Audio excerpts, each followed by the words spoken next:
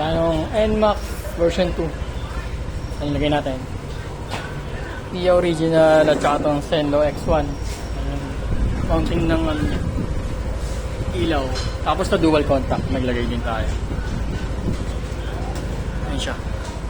Tapos yung switch niya ito. Ayun yung low. Ayun yung high. Tapos passing light sa high. Ito may push button para sa passing light. Sa high. Low. Tapos pag naka-off, yan sabay. Yan. Tapos sa busina, lagyan natin ng stock at saka loud ito. Ayun yung stock. Yan ito yung loud.